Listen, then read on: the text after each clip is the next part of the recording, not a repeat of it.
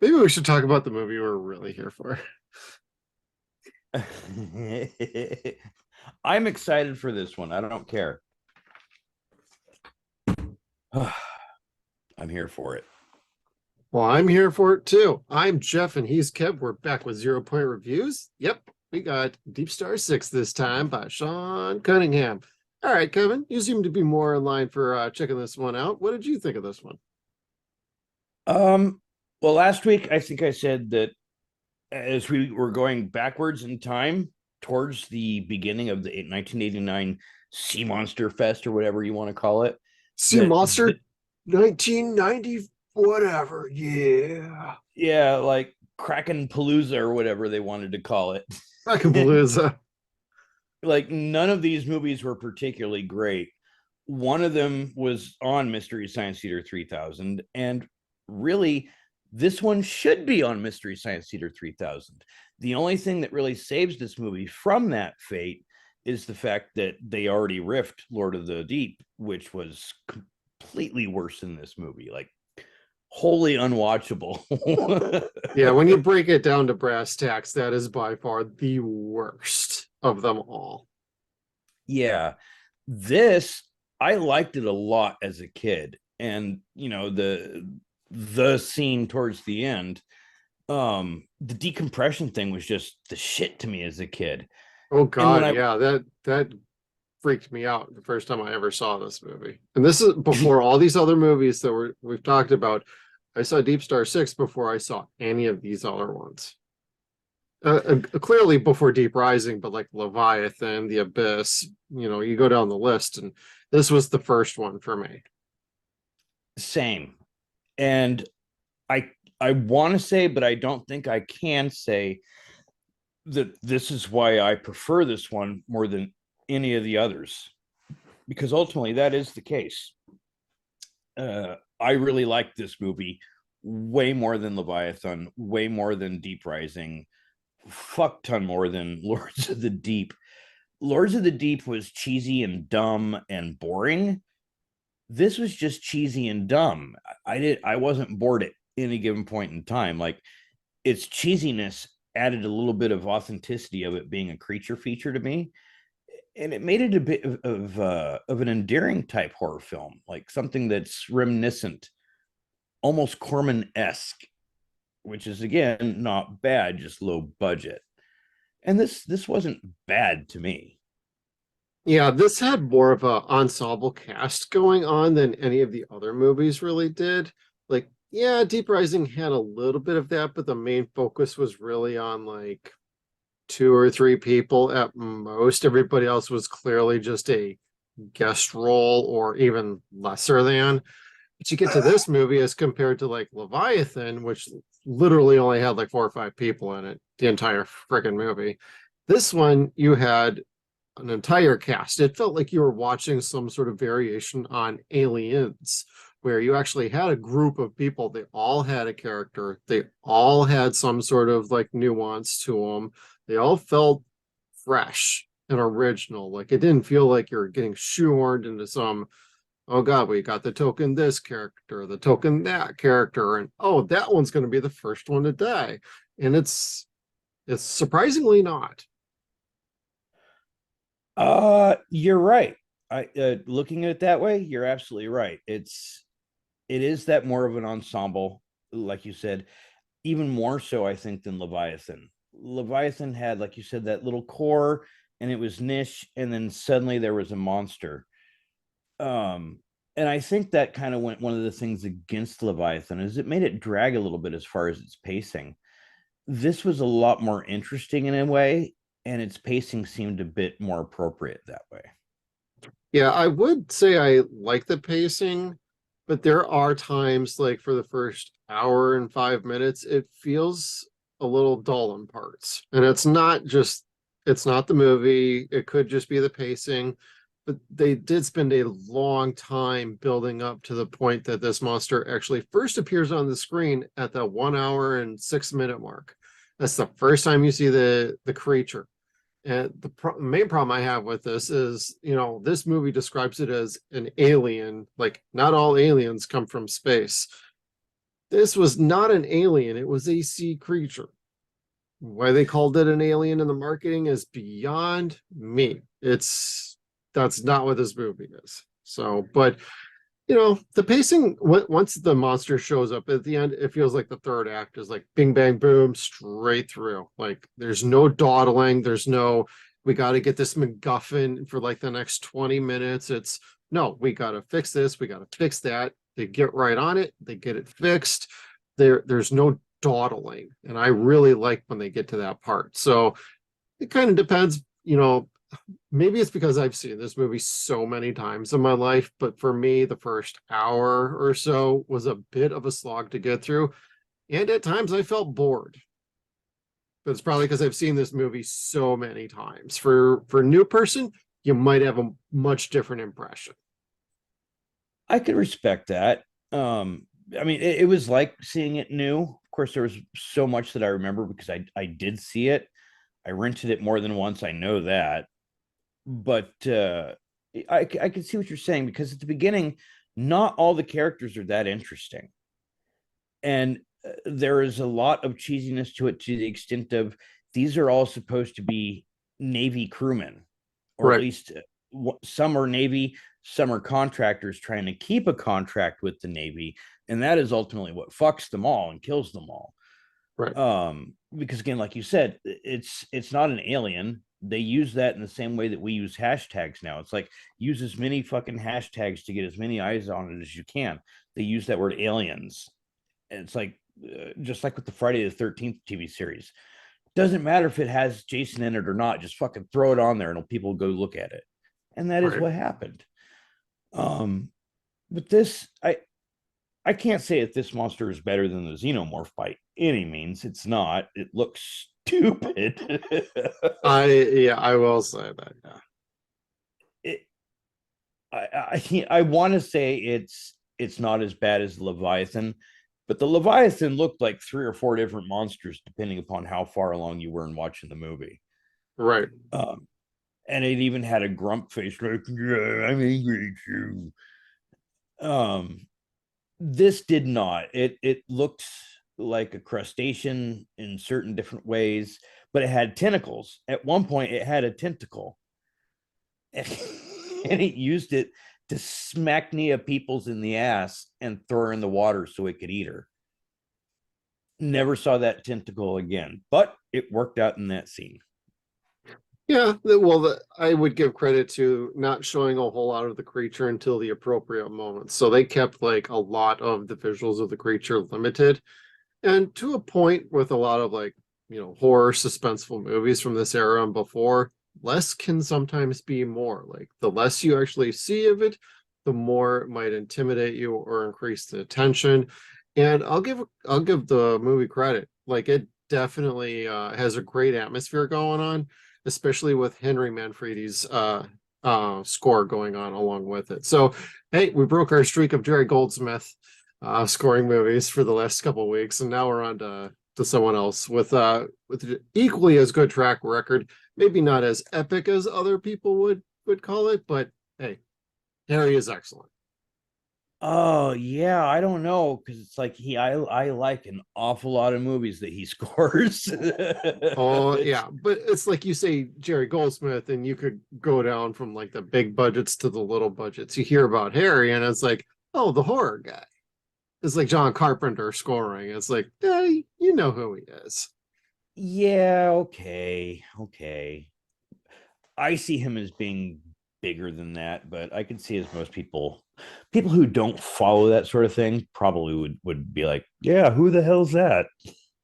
Hey, well, check out Friday the 13th movies if you want to know who that is. And then you got like Deep Star 6, where he gets really good with an undersea horror movie. So Yes, this was really good. I liked this. It's comparable to Jerry Goldsmith's themes from the last movie, but it wasn't as whimsical as Leviathan got. right. So I'm like, oh, okay, that works. It didn't need the whimsy, and neither did fucking Leviathan. It probably hurt Leviathan a little bit. I'd say it gave Leviathan a different feel. That's probably why the movie felt a little disjointed at times.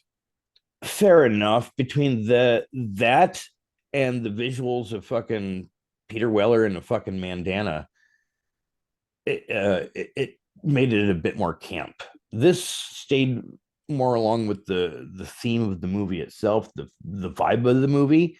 It all worked together. It wasn't whimsy and silly at first. Well, I'm It sorry, felt it very was at first. serious. Yeah, like I don't want to get ahead, but where they show things like this, which was their big budget, it's supposed to be underwater. All it was just like blue light and black ice, or excuse me, dry ice.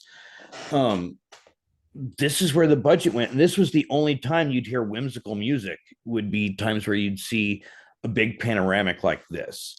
Other times it was very suspense, or most of the other time it was very stressful, very suspenseful, and then it would get exciting towards the end when you'd see how gruesome the deaths would get, which really up until Miguel was not that gruesome. Yeah. Yeah, it was pretty tame up until that point. I'm like, man, I don't remember this being like so light on the gore. Yeah, the first part of it was like I was shocked at how little there was at first. But again, at the same time, this movie was so cheesy, I wasn't bored at any point really. Probably should have been, but I wasn't. I was a little bit, but I wouldn't exactly blame the film on that. It just, my guess is it's just because I've seen the movie so many times and I was relaxed and just like, all right, so when is the monster showing up? I haven't watched the movie in a couple of years, and I picked up the recent edition from Kino Lorber on Blu-ray with a very nice slipcover. So I got this like a year ago. I finally got to open it up for this one. So before that, I had the Japanese release, which was like the only way to get the movie. But it's a great edition, great interviews on the back. So definitely check that out. That's cool. How's the transfer of it? Looked pretty good actually. I wouldn't say it was like breathtaking or anything. I don't even think they did a new scan on it, but it looked good. It looked just as good as the Japanese one. And the original Studio Canal is the one who did the transfer. I would not be surprised if in maybe a couple of years they do a 4K, but this is not one of their, this is not that big of a known title that I don't know if they'll really do that. And Sean Cunningham at this stage was not really doing a whole lot of like benchmark movies. He was just kind of settling into his routine. Yeah, that sounds about right. Making Not to say movies that for they other were people. bad, but they were fun. Just saying. No, no, no. It's like you've said, there are points where someone's making a movie for somebody else versus them making their own movie that they've been working on, their own brainchild. Right. And Sean Cunningham does that a lot. There's things that he's personally got emotional investment just as much as financial versus he's hired to make this movie here. It's a big difference of storytelling. Yeah. So And he did it. I think he did a pretty good job. If anything, I'd say he could have probably taken like 10 minutes off of this somewhere just to kind of tighten things up. But I make that comment a lot. I make that comment about even some of my favorite movies. So it's just the way it is. you're not wrong. I mean, I took a lot less stills or moments this week than I did from Leviathan, and I like this more than Leviathan. So I'm not sure how that turned up. Probably like you said, there's things where you're just kind of like, all right, we don't need this part, and it's nothing that would take away from the film. Um, a lot of the scenes of the command deck while the technicians are out doing shit could probably have been cut. The moments of the technicians sitting there talking to one another inside the fucking submarine might have been able to be cut. Not all of them, of course, but quite a bit of them. Yeah, pretty much. Um, which I thought was really funny. Some of the things that they did with these guys being in such close proximity. Um, like these guys here, one of them was claustrophobic. Yeah. And you're like, wait, what? He doesn't want to go into this cave. He doesn't like enclosed areas. And you're like, you're in a submarine. that goes to a fucking underwater station, and you're not going to see the sky for 6 more months. And he doesn't like caves. Oh, spoiler alert, Kevin. Well, I mean, the cave was a little ridiculous. It was neat looking, like when it finally blew up. I did like what they did with that. But you didn't see the payoff from that coming about for quite some time after, like you said, the hour and 3 minute mark or what have you. I wrote down an hour and about 6 minutes before you even saw the damn thing. Yeah, and You, well, one of go ahead. no, you go ahead. Oh, I was going to say, as far as what could have been cut, these moments here of staring, like they're not really looking at anything. This is just to like Yeah, make for editing to go back and forth. But that's the kind of stuff that I'm like, I don't think we really needed that. These are the moments where I was kind of drifting mentally while watching this movie. yeah, and it's just padding is really what it is. What it is they're trying to, I don't know, tack on. Like, does a movie have to be so long before before it meets their criteria? Well, with credits, Uh, it's an hour and 39 minutes. So you could have cut 9 out and still had a 90-minute movie. I suppose. I mean, I don't think you needed to take like that much out, but you start No. adding some of that stuff up. It's like, yo, you could have taken like 5 minutes out easy doing some of that. And that's just casual, like trim this, trim that, trim this, trim that. There was a lot of model scenes at the beginning, and I showed the one picture. There was a lot more that we could have gotten, but like that part was so dark it probably didn't look well on the screens. Oh, And true. maybe there was just a bit much of it. Like, you don't need to saturate, like, if you don't have great special effects, don't saturate the movie with the lack of special effects. Yeah, just focus on the practical and the characters actually interacting with one another. Yeah, and they didn't do anything horrible like superimpose bubbles over Oh, thank a God. hollow box. Yeah, it wasn't anything that bad, but it was something like what you'd see on a Rift movie from like the 60s or 70s. But Right. that's I think part of the authenticity and charm of this movie. It felt like a schlocky creature feature, and it eventually became that. Yeah, and I would consider this definitely a cult hit. I wouldn't call this a cult mediocre movie. It's a cult hit because there's definitely an audience for it and there's definitely fans of it. Yes. Um, One of the things that makes it silly is its casting. Like, nobody is Yes. bad in it, but everybody is just like pull a name out of a bag for who's going to get cast as who. Yeah, we're gonna go with the My Two Dads co-stars, one of the main leads in this one. My But other with the dad, who's not beard. Paul Reiser. Well, he had the beard in the show, didn't he? Oh yeah, but it wasn't as full, I want to say. It was more like the Oh, stubble look, if I remember right. It was just kind of like short stubble. And then this, it was like more of a full beard. But I see this and I'm like looking at Matt McCoy and I'm like, that's the police academy dude. What the fuck? Just saying. I knew that's him from Police Academy, so when I saw this movie, it's like, oh, you're taking me out of the movie just a little bit, yo. and it's not Mahoney. Yeah, it's the not Mahoney is what it is, with a whole lot of baloney. I know I uh, never really enjoyed that character because it felt like if you're gonna have that kind of character in Police Academy, why isn't Gutenberg back? You know, open the fucking bank up and sign him, but whatever. that might have been what it was, either that or lack of quality.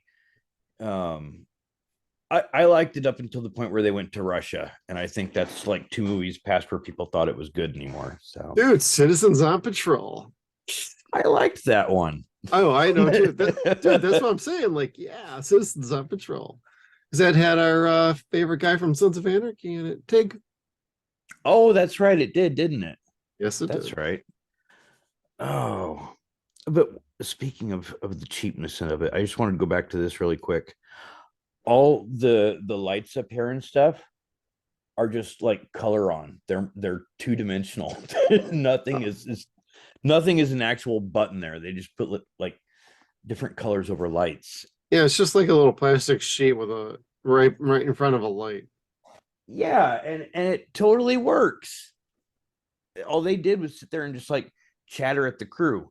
They're not responding. They're not responding. It makes for good editing. Good padding, but good editing. Yeah, pretty much. And then getting back again to the cavern or the cave that they opened up, they opened it up with charges. Like this whole thing is supposed to be like what, a nuclear missile silo thing for the Navy. That's what they were installing, yes. Yeah. And again, they don't have a whole lot of big budget here. This is not like the most sophisticated looking bomb, but you know, they go ahead and light a few off without thinking about it. And collapse an entire seabed floor. Yeah. And again, this is a ridiculous movie, but let's think about how many times we've seen this movie remade. It's kind of like Friday the 13th, part 6 in that regard. We've seen it remade as Prometheus. We've seen it remade as, what was it? I had another one. Oh, Atlantic Rim, getting back to the other one. And Prometheus. That's a rim job nobody wanted. Yeah, the the secondary not Rim, which was in a different season of MST, I think. But Prometheus and the Meg, those were the two movies that sprouted from this. It's like, wow, that is the exact same movie. They just sprinkled a lot more budget on it. A lot. But not all of those movies were as good as this either. Even with there was a very good charm to this movie, just from the casting choices and how well the characters played off of each other. Like it really felt like everybody like had some semblance of care. I mean, yes, you had a couple of people who were kind of like assholes, but they all still, when it mattered, they all came to help each other out. Yes, and Miguel, like he comes off as that asshole, and like watching this again, I feel bad because I don't think any of this crap, like they mention it briefly here and there. He's been on this boat for 6 months already, and they're wanting him to stay for another 6. And he like literally begs the doctor, like on his knees, more or less, with no integrity, please send me home, get me above the water. Like he was going nuts already. Yeah. And so it's like just he had nothing to lose with the monster chasing him. You can't begrudge him that, and you can't really call him a coward for that. His character was a lot more complex than just being a coward and the pussy that needs to go. Yeah, he definitely played to his strengths in that role. He just was missing some of his favorite tropes from RoboCop, just the hookers and the blow. But he was just as charismatic. Yeah, he was just as charismatic doing this, though. He didn't really need that. I'm just cracking wise, but he's what really won the movie for me as a whole. Because without him in this, I don't know if I would have enjoyed this as much, because he brings a very good energy to this movie that was sorely missing. Because if he's not doing his thing for the first hour, I don't know if I would have hung around for the rest of the movie. Maybe. Well, yes, as far as like good story and good acting goes, yes. I can't ever remember a time where, again, like I said, this movie wasn't about him for me. Like I always liked his character. I like him as an actor. Right. And again, just 2 years fresh off RoboCop, maybe that's why I liked it so much at the time. And maybe why I like it so much still. Like he is that cool character. He was relatable. Even as a fucking kid, you're able to understand, like, you want to go home. You haven't been home in 6 months already. You want to go home. And I think as an adult, you really need to be like that. You have to have had those experiences working in the way that he has to really like get and empathize that character. Like there was nothing cowardly about him. I just feel bad for him. Yeah, pretty much. But at least that's relatable. So, but and as far as there not being any story after that or beyond that, it's true. There's a lot to see in this movie, but there's not a lot of story to it. It gets almost ridiculous to the point where Nia Peoples is a scientist or geologist, I think. According to Sheldon, they're not real science, but she's wanting to look at the cave, and everyone's saying there's a cave here. We shouldn't blow this shit up. And this scientist, or whatever his position was, who reminds me of the dad from, or excuse me, not the dad, the boss from The Critic, the guy that owns the station. Oh, yeah. Is telling everybody, nope, we're behind schedule. We don't have time for this. Nope, we don't have time for like safety checks. And so it's like everyone in the movie tries to stop blowing up this fucking cave except this guy. And unfortunately, Miguel's the one that reading the word of law is the one that blows it up, because technically that's what they were supposed to do. Well, that's what the computer guided him to do, because there was like three choices. They're like, well, yeah, it's an aggressive act. It's an aggressive act. He's like, okay, I'm going to tell the computer it's an aggressive act. What is it? What does the computer tell him to do? Blow the fucking thing up. So it's not his fault. He was following procedures. Yeah, and that is 100% true.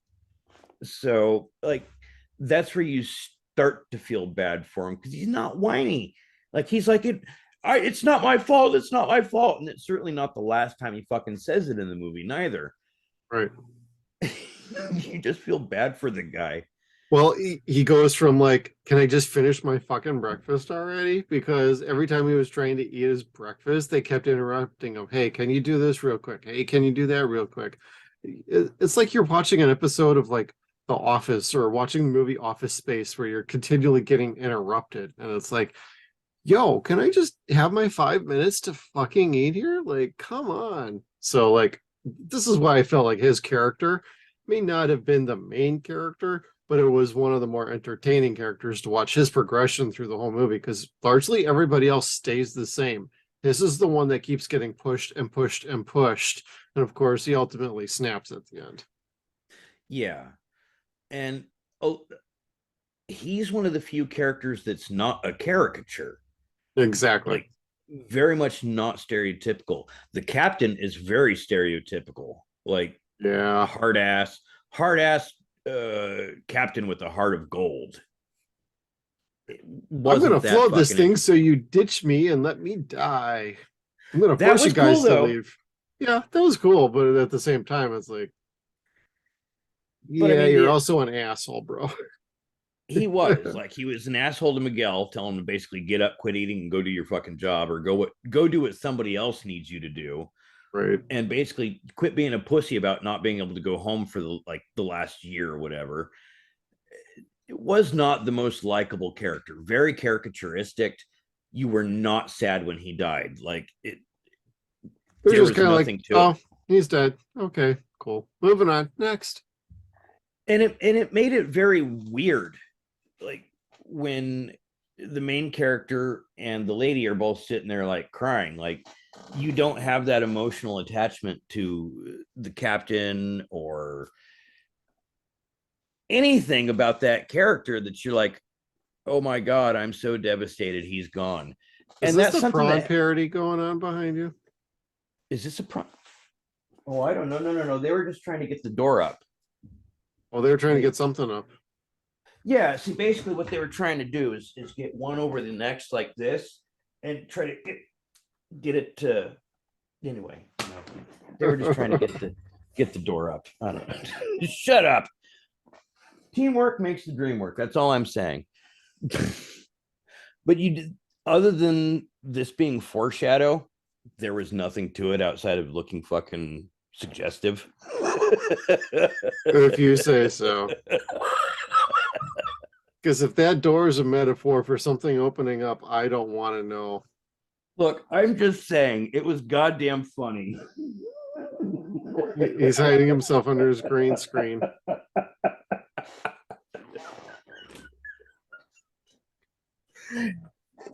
It looked like they were being interrupted, is all I'm saying. All work and no play makes him a boring boy.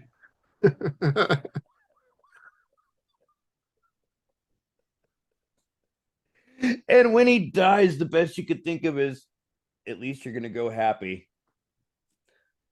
But okay, so not zero pointing ourselves. Yes, it was very cliche with him floating or flooding the compartment and making them leave. And the responses from the actors were overplayed, really overplayed. Well, I felt like in the next scene, they were like, oh, the captain said, all right, moving on. We got other things to do. It's like they actually took the moment to be like, Captain's dead. And they're like, yeah, I have a fond memory of him. And I'm like, what kind of fucking movie is this? You can't even think about him for like even like 30 seconds and be like, it's tough, but we got to move on. Instead of being like, yeah, let's start laughing and cracking jokes about what kind of an asshole he was. Like, yo, you guys got something more serious going on here. I don't know. That felt like a mistake in the direction they wanted to take with his passing. Yeah. Well, at that point, I don't think they know exactly how fucked they were. They knew that they were fucked, but not exactly just how sure. Until they started nuking the missiles. Yeah, like That's ultimately even what really screwed him up. well, yeah, because I mean, it blew a hole open in something that had been closed for thousands and thousands of years. And their explanation of it in this was it was an area that was sealed up and created by a lava bubble. So you're like, okay, doable. In the Meg, it's pretty much the same thing, except for it's a layer of cold that covers a warm part of the ocean. And when there's an opening there between that cold and the warm, that's when the megalodon swims out. You're Well, like, you remember that movie way better than I do. it's because I wanted so much more from that movie. Like, it was a better ensemble than it was a horror. And that's saying good things about it because it was very well cast. The original script was way better than what we saw, though. They did not go with the original script. I would imagine not. Like, it's one of the very few movies where I really, really liked Rainn Wilson. Like, he was a believable character for that, for what he was supposed to be. He was Right. extremely believable. Um, the characters themselves were pretty cool. The kid didn't bother me at all. The shark looked fucking rad as shit, Oh yeah. except for when they had it in scale with people. Then they Yeah. changed it in size where it's like a megalodon, like we're brine to that creature. That's We're all the we ants are. to it. Yeah. And so when it's going through that spring break thing, I'm thinking to myself, we're going to see like a real Leviathan action where a mouth opens up and just swallows like 30 people as it goes along. No, no, it wasn't like that at all. It was just, it looked like Jaws. Oh. And I don't dislike Jaws at all. It's one of my favorite movies. But this is a megalodon, a creature that was twice the size at the very least of this fucking ginormous fucking fish. And they undersold it. And I didn't like it for that. I didn't like that. I can't say I didn't like the Meg. I Right. did like it. Yeah. Yeah. I like that movie too. And spoiler alert for next week, we are doing Jaws. I'm down. I'm down. I'm so down. I didn't know we were going to do that. It's on the episode guide. Yeah, It's I on the know, but schedule. I've spoiled like 3 things this week. So if I could like get away with not spoiling one thing, I'd be happy with myself. But no, I'm just we're saying, looking forward to it. And Kevin's been feeling bad about dropping some surprises, but we got plenty more surprises in store. So no worries, with it's all in good fun. without saying anything or spoiling the next month, I'm an animal person just like you, and I notice that. It's my job to notice shit like that. And unfortunately, it's my genetic makeup to fucking sit there and nag and pick on shit like that too. Hey, You no, guys, that's why I like doing this with you. I honestly want to see if that actor's on fucking Twitter and just start being like, hey, hey. Which one? The actor that was feeding the dog the chocolate. Oh, from Flash, yeah. Well, wasn't going to be the one to say it. Jesus. Well, I was just somebody trying had to.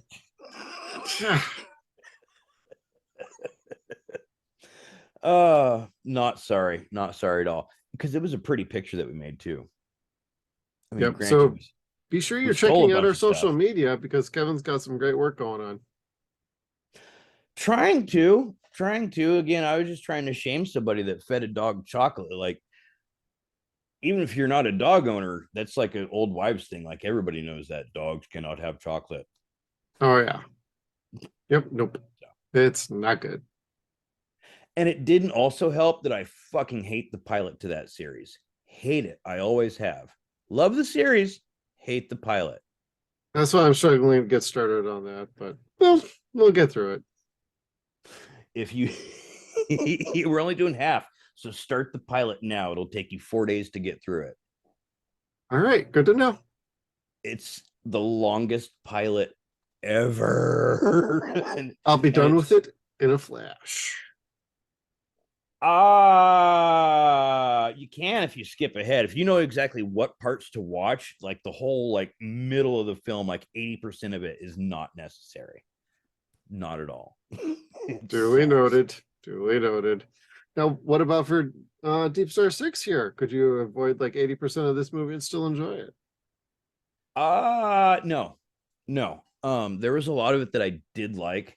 A lot of it that I didn't like that was kind of dumb. The two guys sitting here looking at each other like, oh, we knew she was gonna ask for that.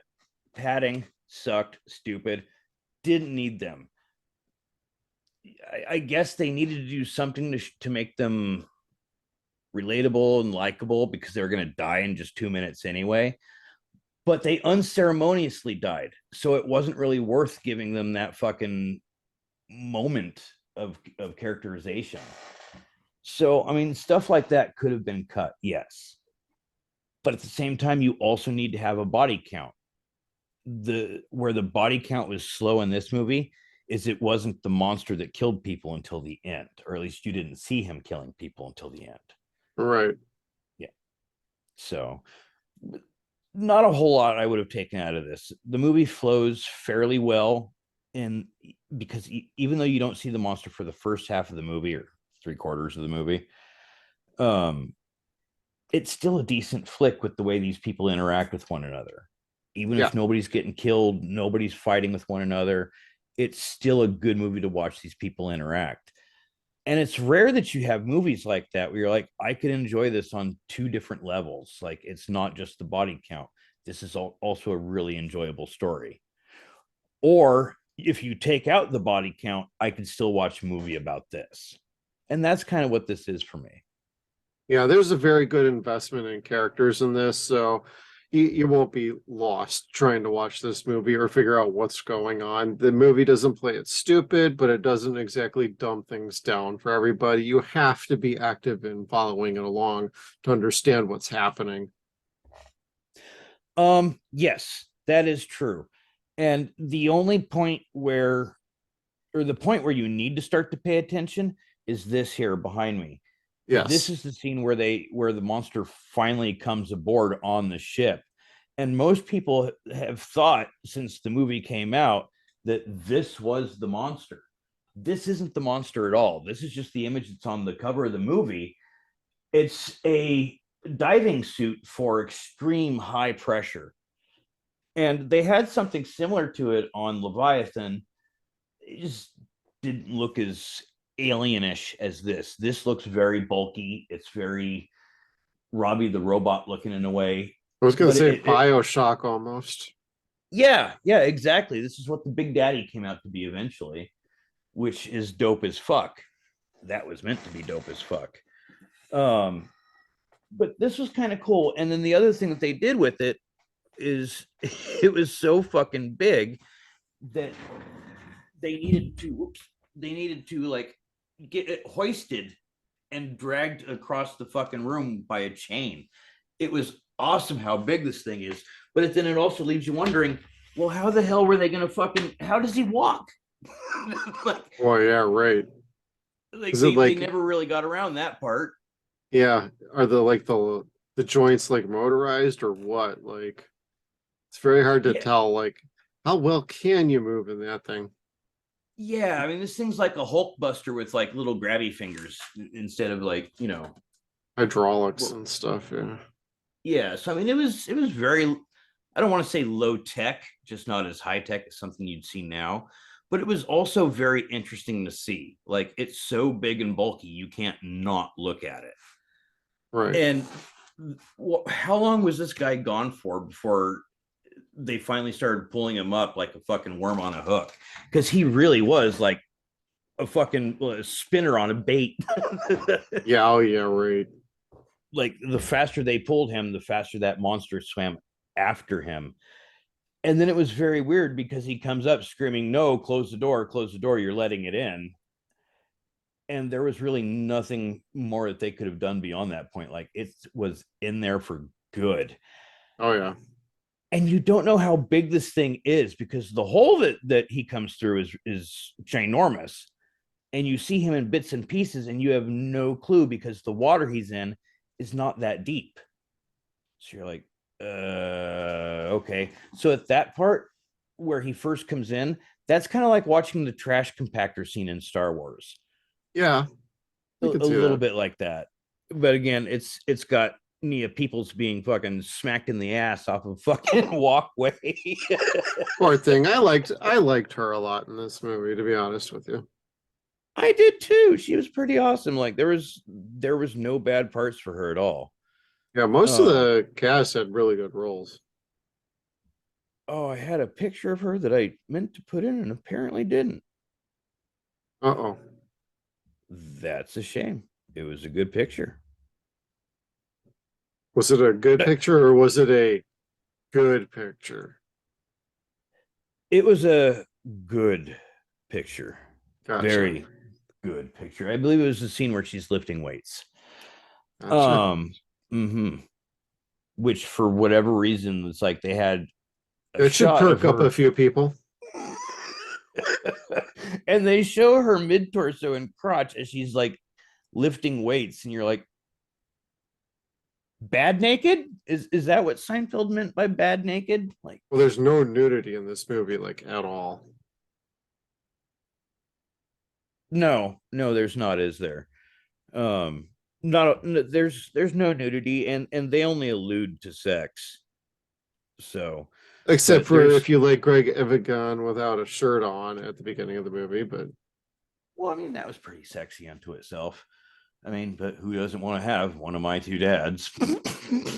well, there you got two things you want right there on that picture.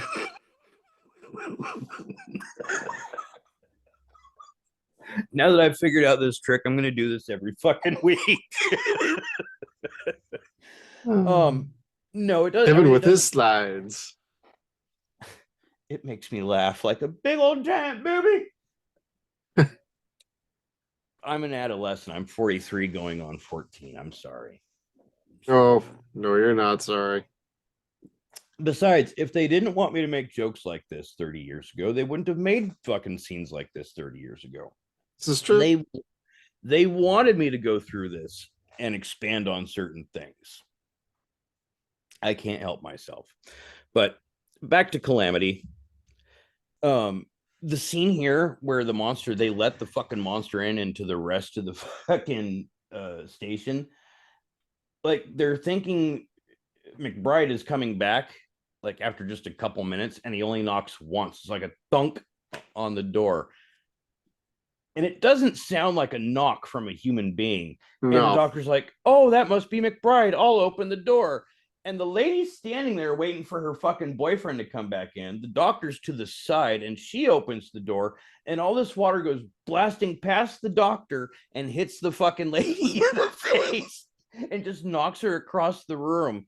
And God bless her, the actor did her own fucking stunt. Power to you, lady.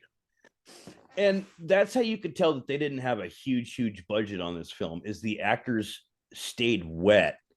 In Leviathan and Deep Rising, both the actors were dry every time they got out of the water. Like there was no wet t-shirt between male or female. Like everyone was completely dry. Maybe their hair was wet, got sprayed with the nozzle, but no, their clothes were dry. And this, everyone was soaked all the fucking time. And you got to feel bad because remember how Dana told us it's like anytime you see water in a movie, it's freezing ass cold. And you're like, God damn, these guys were probably in the water all fucking day for weeks. Well, and in a couple of the interviews, they said they used warm water tanks for some of it. That's a plus. Not all of it though, but there was sometimes they were in the cold water. So that is true. But they did say that there was certain scenes where they used like warm water for the actors, but it was still wet. Can't avoid it. Yeah, I mean, there's really no getting around that. Yeah. It's a sea monster movie. It's par for the course. At least it was good in this. I liked this. This is probably the weakest of all abilities of all those movies that we'd seen. But I prefer this one. This we can't say that word on TV. Ladies get upset.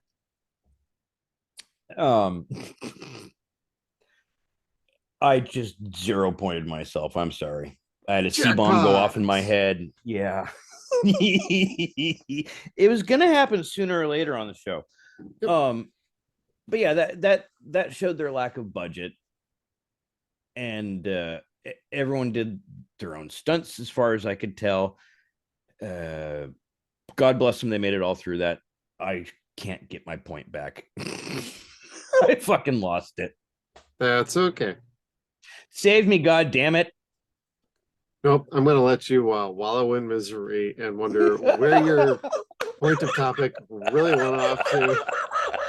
Play us off, Johnny. It must be near Deep Star 7, down in the southern portion of the Deep Stars. Well, like the southern section. At least it didn't have any of that shit in this movie. But the fucking the guy whose fault it is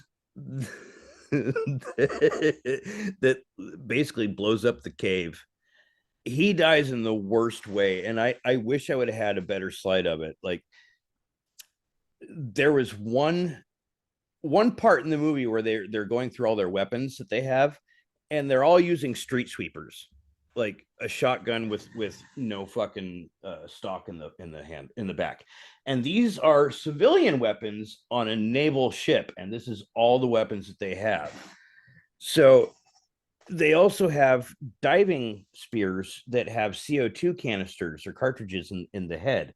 So when they stab a shark or something huge, it blows up, like literally blows up like a balloon. And what they did is they had off camera the spear already in a prop that was supposed to look like a diner bench, and it's all blown up like a balloon or a whoopee cushion. And so that was supposed to happen to the monster when they stabbed it. But unfortunately, Miguel stabs this guy here in the back of the heart. Takes him clean out. Yeah, he walks into it backwards, and Miguel's got this look on his face like, oh, fuck, I'm so sorry. And here I was when I was watching that scene going, flawless victory. Finish him. It blows his fucking heart out of its chest. That's a Mortal Kombat scene we needed in the 90s Mortal Kombat movie. Some heart exploding. Yeah, right. I mean, clearly we could do it on this fucking movie 2 years prior. But yeah, and you still haven't seen the monster yet until this point. This is the clearest picture of the monster that they'd shown you at this point.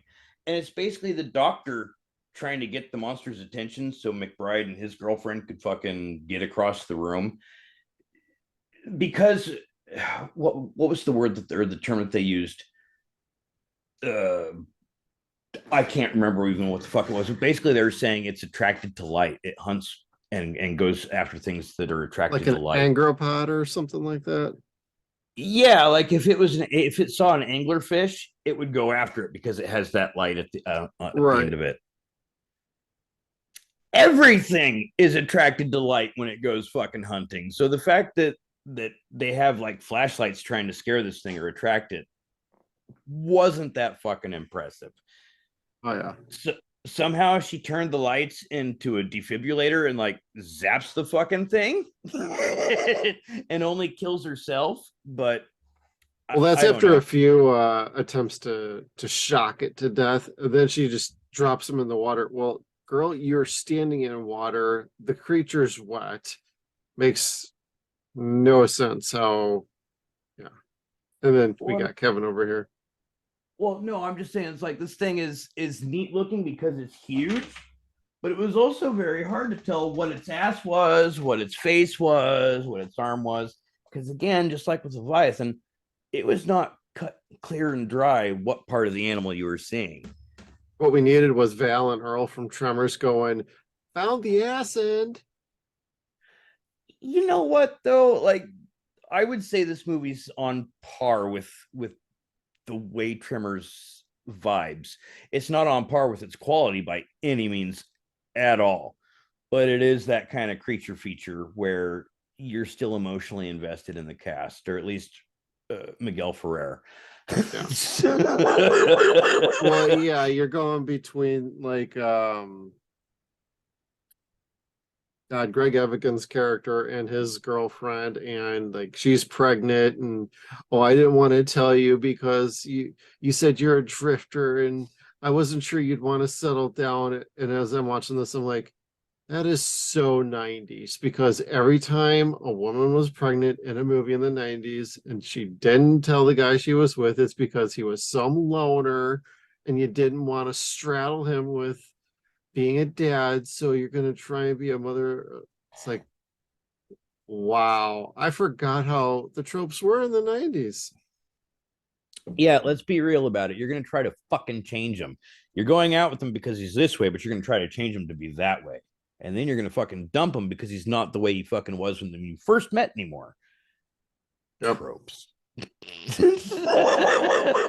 Trope mania. That was very stereotypical. I wanted to get a shot of that and superimpose like a Tootsie Roll pop over the dude's head, because he was kind of like, yeah, I'm gonna have a baby. It's like, bitch, I got 3. Don't say that with the fucking smile. Don't. You don't know what I've been through, man. Game over. Game over. I've seen things. I've touched stuff. You have seen evil in the eyes of the newborn ones. Yeah, man. Like, she's the one that's like all over any of the monster movies that we watch. In fact, for our Patreons, I put together basically a week-long video of what we do throughout the week as far as setting these things up. Oh yeah. So if you're interested in stuff like that, we do have a Patreon. And one of the things is of course my Antichrist child coming in and give me the third degree about what I'm doing, talking to the camera. Like, she's like, why are you talking to your phone? And I'm trying to explain that I'm talking to our friends and talking about a monster movie. And she's like, all right, well, tell me about this monster movie. And it's like, she was ready to watch after that. And it's like, I'm going to let you watch this, not because I need to watch it or I want to watch it at this point, but because you'd watch it with me anyway. Not appropriate, but she would totally be okay with watching it. Now, my twins, not so much. They're cowards. just give them their Nintendo Switch. They'll be happy. Or the PS5. Just give them a controller and walk away. They can take care of themselves. Yeah, kind of. Like, if they have their tablet or the PS5 controller, no, go back. They'll play video games or watch TV, be perfectly happy. Watching cartoons for the most part. Zoe's like, what horrible shit can I find? Like, hey, Daddy, what's this on DVD? Oh, no, sweetheart. That's Friday the 13th. Jason Goes to Hell. What's hell? I'm living in it because I had you. No, I'm kidding.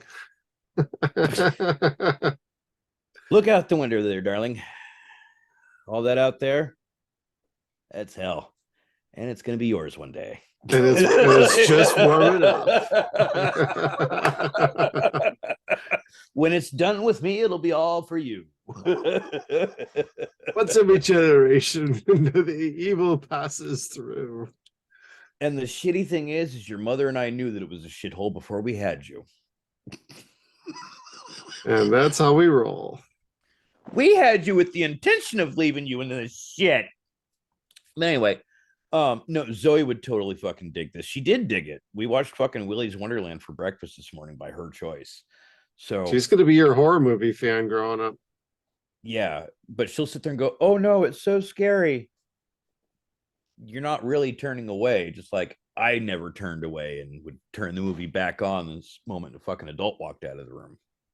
Yeah, she's gonna be the horror fanatic. The twins are gonna be like, no. Harley a little bit, like she likes the Misty movies. So if it's like sci-fi, that'll be her thing. Hunter likes kaiju. That's his thing right now. Hey, nothing wrong with that. No. He likes his Kong versus Godzilla, and as long as he's watching the new one, I'm cool with that. Yeah, because the original Kong versus Zilla, it's an experience. Oh yeah, that one. It's a movie. It's a movie. And hey, if you want us to cover that eventually in our series, put a comment below. Make them watch it. Make them hurt. We want to see them suffer. Well, that's what I had in this video. That's probably what got it blocked for the 5 minutes or whatever it was. It's like a portion of me watching a movie with the guys, with their Patreon guys. Which I'd say who doesn't want to watch a movie with us, but I'd say probably like 90% of our listeners. They stop it, they talk, they make fun of it. Fuck. And we have opinions about it afterwards. God damn it, we do. And this is yet another one. Another one. I'm going to get back before we completely derail. This scene here, the whole movie leads up to this part here with Miguel leaving, wanting to like get to the surface. He finally fucking breaks, and they've been telling him, you can't go until we decompress or you will be flattened like a bug. You'll pop like a grape. Yeah, and he understands that and is very afraid of that happening. And eventually he just finally says, fuck it. Yeah, once he's strapped in and he hits that button, he's just like, oh, fuck it. I have never seen someone so sure be so wrong.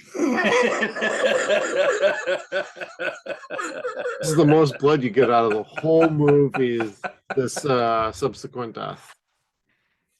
And it just gets worse from there. Like, he's being shot up to the surface, God knows what speed, and they haven't decompressed all the way. So he thinks that maybe part of the way is okay.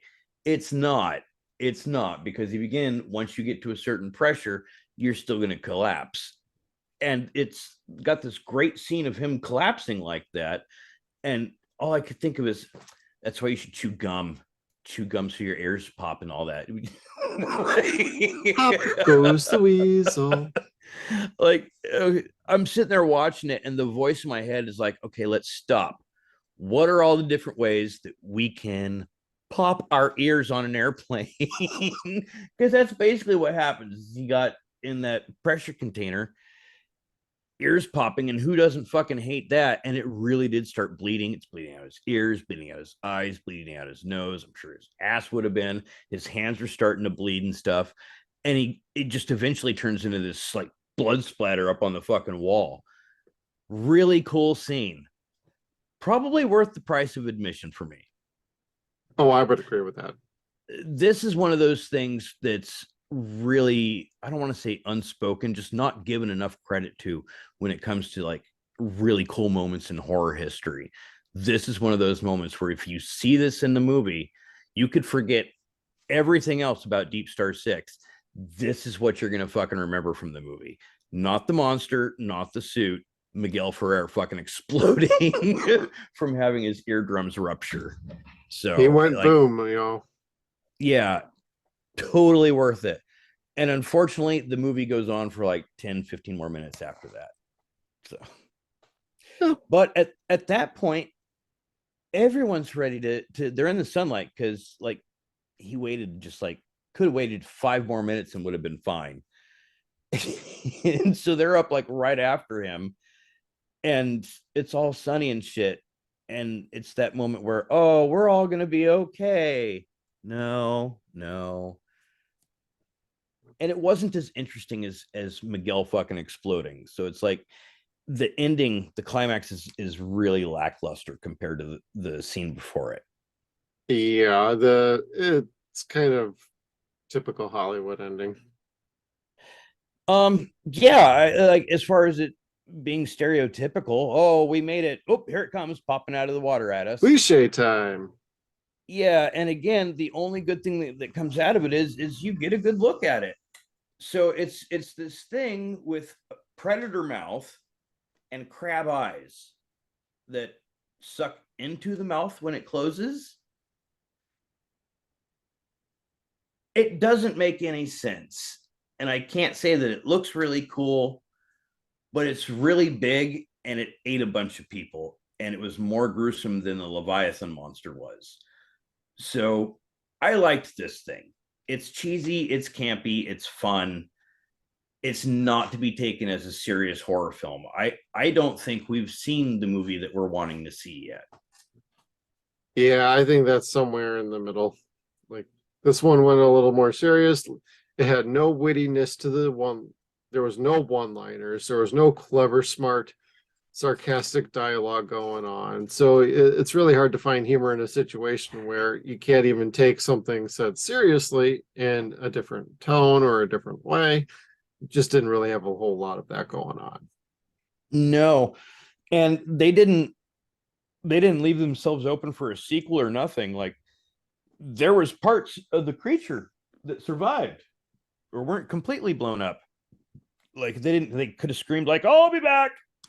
But the Leviathan regenerated.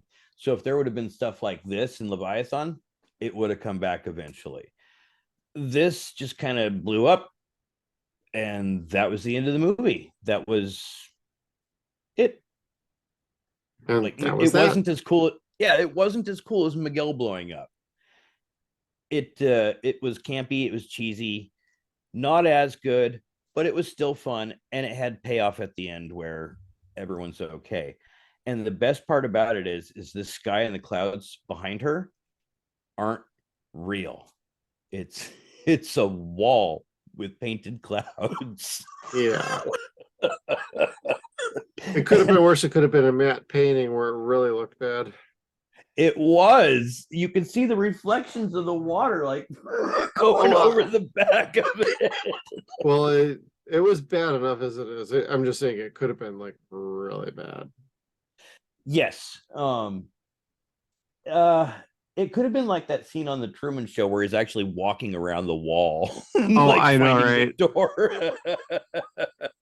Yeah, I forgot about that. But this was their neat special effect ending moment. And again, she actually remained wet. Like they didn't have time to dry off the actor, do another take, dry off the actor, do another take.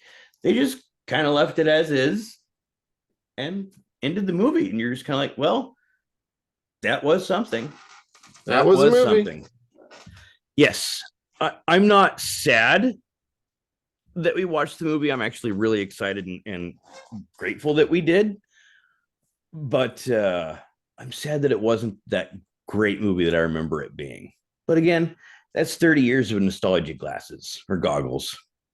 Yeah, I'm pretty much in the same boat with you in that regard. Is like I did enjoy the movie, just didn't really hold up to my memory of it. Like I have a special place in my heart for this movie, so it's gonna stay in the collection. It's not going anywhere. But like rewatchability, I'll probably save it for when I'm hunkering down to watch Undersea Adventures one more time. Maybe when The Abyss comes out on 4K. I don't know. We'll see. That's a movie I'd probably watch again just to say that I did, but I saw it once, like I said, and it didn't really grab me. It didn't grab me like this did anyway. Yeah. Well, that's more of Obviously, a it's first contact movie more than a horror movie. yeah, yeah, and those were aliens, weren't they? Yes. Okay. That's right. I was going to say, I think I remember a spaceship at the end. Yeah, Don't recall. well, it depends on which version you're watching on how much of the spaceship you saw, because like the director's cut is like an additional 30 to 40 minutes. Thanks, Jimmy C, for giving us a lot more movie than we really needed. That was before he raised the bar. Well, I want to see him put out Strange Days, but that was directed by Catherine Bigelow, but his production studio did help make that movie. That's a great sci-fi movie. Were they still married at that point? I believe so. That's cool. Yeah, I mean, even after their separation, he's always been really supportive of her. Oh yeah, I think everything's fine. Like, we'll see. Yeah. Yeah. I don't know that I've ever seen the movie that you're talking about. What did you say? Strange Days?